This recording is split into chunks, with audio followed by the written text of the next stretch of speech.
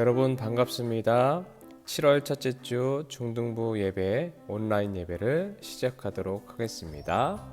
모두 사도신경으로 신앙 고백하시겠습니다. 나는 전능하신 아버지 하나님 천지의 창조주를 믿습니다. 나는 그의 유일하신 아들 우리 주 예수 그리스도를 믿습니다.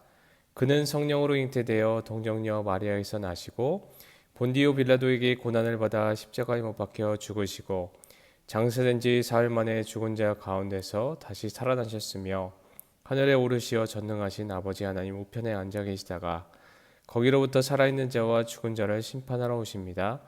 나는 성령을 믿으며 거룩한 공교회와 성도의 교제와 죄를 용서받는 것과 몸의 부활과 영생을 믿습니다. 아멘.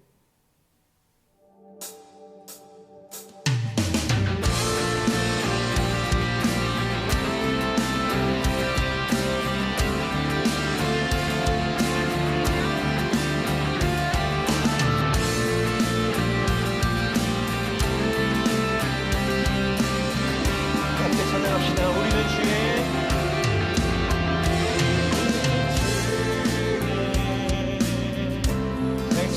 백성이오니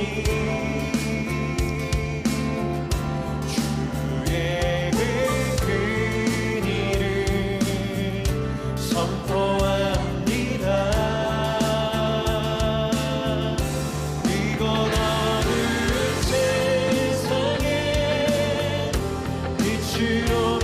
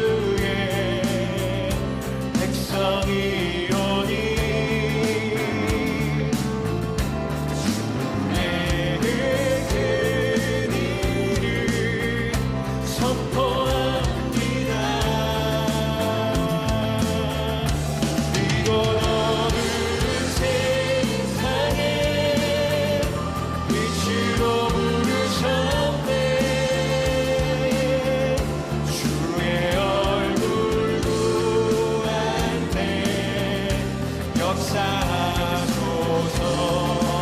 바로 내가 주님의 교회입니다.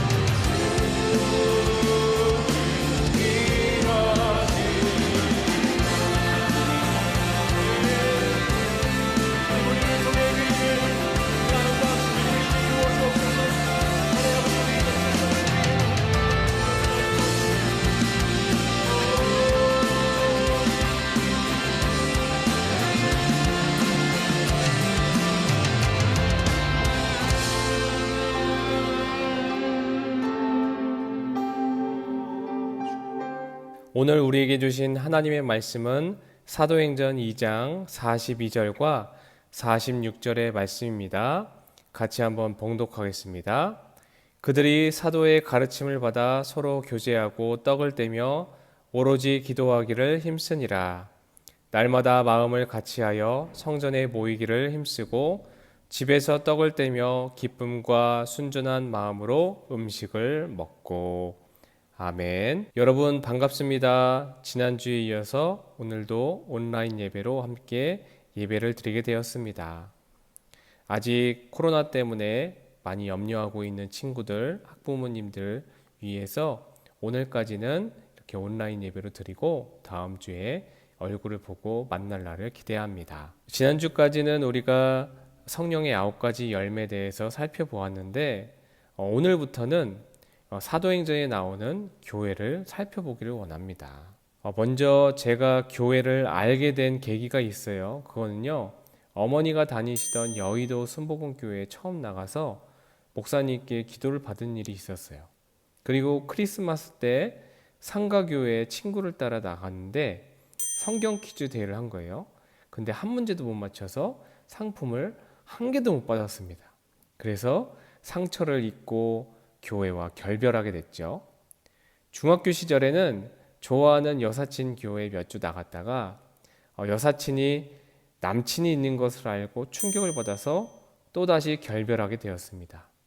그 외에도 몇 번의 기회는 있었지만 세강교회 본 모태가 되는 마두역의 동천교회라는 곳이 있었는데 보시는 사진의 그 공동체의 모습이거든요.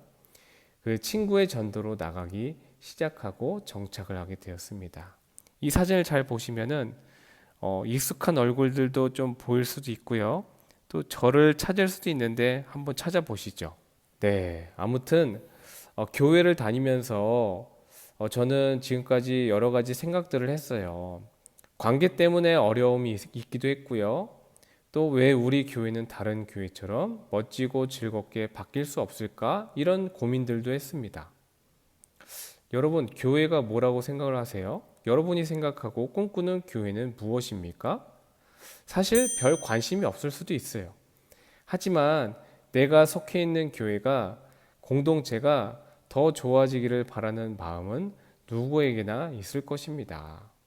그래서 때론 미운 감정도 들고 사랑하는 감정이 오버랩되어서 애증이라고도 하지 않습니까? 마치 부모님과 자식의 관계처럼 사랑하지만 애물단지 같은, 사랑하지만 잔소리는 싫은 그런 관계이지 않은가 생각을 해봅니다.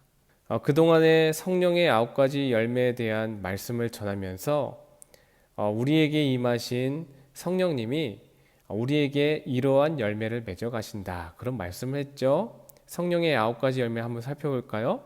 첫 번째, 사랑, 희락, 화평, 오래 참음, 자비, 양선, 충성, 온유, 마지막 절제. 이 절제의 그릇이 모든 것을 담는다고 했었죠. 자, 그렇다면은 그 맺은 열매가 과연 어디에 맺어져야 할까요? 먼저는 우리의 가정과 또 그에 못지않게 중요한 우리 교회 공동체에 있다는 것입니다. 왜일까요? 교회는 하나님의 공동체이기 때문입니다. 그런데 코로나로 인해서 종교 모임이나 소그룹 모임에서 감염과 또 확진 사례가 나오면서 이 모이는 것 자체가 어려워지고 있는 실정이에요. 게다가 지난 겨울에도 하지 못한 수련회, 그리고 여름 수련회는 어떻게 할 수 있을까라는 걱정도 사실 큽니다. 그렇지만 우리는 손 놓고 있지는 않습니다. 어떻게든 하나님과의 만남을 위해서, 하나님과의 교제를 위해서 우리 공동체가 예배를 위해 기도해야 한다는 것이죠. 42절의 말씀을 같이 한번 볼까요? 그들이 사도의 가르침을 받아 서로 교제하고 떡을 떼며 오로지 기도하기를 힘썼다라고 했죠. 여기에서 밑줄을 한번 쫙 긋기를 오로지 기도하기를 힘썼다라는 것이죠. 교회는요, 성경의 가르침대로 기도하는 것이 참 중요해요. 기도는 하나님과의 대화이거든요. 여러분 주로 하시는 패매라고 한번 칩시다. 근데 간혹 일십을 하는 사람들, 그러면 어때요? 상대방이 일십하면 안 돼요. 왜? 대화는 주고받아야 되는 거기 때문에. 그래서 응답이 필요합니다. 그 응답이 바로 우리가 지금 드리고 있는 예배인 것이죠. 자, 46절을 같이 한번 읽어볼까요? 날마다 마음을 같이하여 성전에 모이기를 힘쓰고 집에서 떡을 떼며 기쁨과 순전한 마음으로 음식을 먹고. 여기에서 두 가지를 살펴볼 건데, 첫 번째는 뭐냐면 날마다 마음을 같이 했다. 두 번째는 성전에 모이기를 힘썼다라는 것이죠. 우리가 예배드리는 비전센터에 모여 기도하고 찬송하는 일에 힘쓰라는 말은 알겠는데, 아니 어떻게 날마다 어떻게 만날 수 있죠? 사도행전에 나오는 처음 교회의 성도들은요, 하나님과의 만남이 성전뿐만 아니라 다른 곳에서도 가능했습니다. 가정에서도 또 일터에서도 모든 삶의 자리에서도 하나님과의 만남이 이루어졌다는 거예요. 우리도 지금 온라인 예배를 드리고 있죠. 또 카톡으로 쌤들과 대화도 나누죠. 때에 따라 말씀 필사도 쓴 적 있죠. 어떤 친구는 분명 집에서도 기도할 거라 믿습니다. 이게 바로 날마다 마음을 같이 하라는 하나님의 말씀의 의미인 것이죠. 여러분 지금 비전센터의 모습을 이렇게 보고 있는데, 이 변해버린 일상 때문에 이 마음 놓고 비전센터에 모여서 예배드리지 못하는 그것이 정말 안타깝습니다. 그래서 제가 제목을 그립다 비전센터 이렇게 넣었는데요. 여러분 여기에 한 가지 더 이야기를 하자면, 여러분 교회는요, 교제하고 떡을 떼는 곳입니다. 이거를요, 헬라어로 코이노니아라고 합니다. 영어로는 fellowship, 또 한자어로는 친교. 여러분 주로 하고 있는 SNS 있죠? 그거예요. 소셜 네트워크. 이게 그런 의미로 이야기할 수 있습니다. 우리가 주로 하는 페북이나 인스타, 또 페메, 카톡, 유튜브 모두 친구가 될 수 있다. 이런 수식어가 붙는 게 중요하다는 거죠. 뭐냐면은 주 안에서 주님을 위해 주와 함께라는 수식어가 붙으면은 여러분들과 하나님과의 그 만남이 이루어진다는 겁니다. 반대로 주 밖에서 주님 빼고 나만을 위해 이렇게 한다? 예배를 하고 성전에 아무리 모이고 음식을 나누고 교제를 할지라도 그곳은 교회가 아님을 우리는 깨달아야 합니다.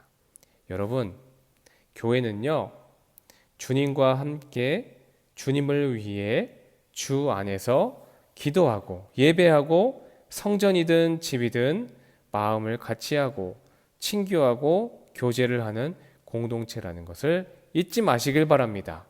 우리 중등부가 그런 공동체가 되기를 축복합니다. 여러분 사랑합니다. 우리 다음 주에 꼭 만나요. 기도하겠습니다. 사랑 많으신 하나님 아버지 감사합니다. 우리가 다시 교회를 꿈꿉니다. 지금 코로나로 인해서 마음 놓고 성전에 모여 예배할 수 없지만 그러나 이렇게 온라인을 통해서 또 우리의 삶을 통해서 주님 안에 주님을 위해 주님과 함께 예배할 수 있는 그리고 친교할 수 있는 우리 귀한 친구들과 선생님들이 될 수 있도록 인도해 주옵소서. 하나님, 초대교회 성도들이 날마다 마음을 같이 하고 성전에 모이기를 힘쓰고 오로지 기도하기에 힘썼다고 했는데 우리가 정말 그러한 말씀처럼 우리도 그의 응답에 따라서 하나님 앞에 온전히 예배드릴 수 있도록 인도하여 주옵소서. 또 떡을 떼며 기쁨과 순전한 마음으로 함께 음식을 나누기를 원합니다. 주님 도와주시고 이 코로나가 하루빨리 지나갈 수 있도록 인도해 주시고 우리 귀한 친구들 모두 건강할 수 있도록 인도하여 주시옵소서. 다시 만날 그날까지 사모하오며 예수님의 이름으로 기도드리옵나이다. 아멘. 여러분 예배를 마칩니다. 사랑합니다. 다음 주에는 건강한 모습으로 비전센터에서 만나기를 소망합니다.